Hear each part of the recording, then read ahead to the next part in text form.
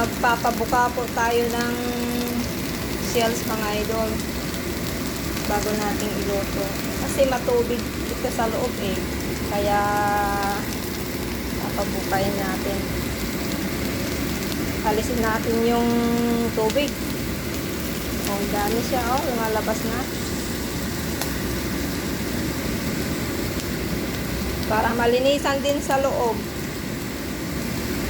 Kasi sigurado mabuhangin to.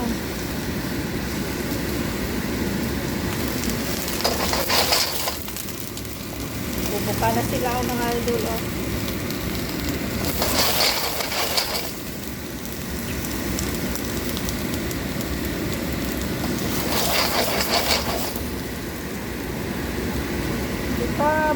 Buka.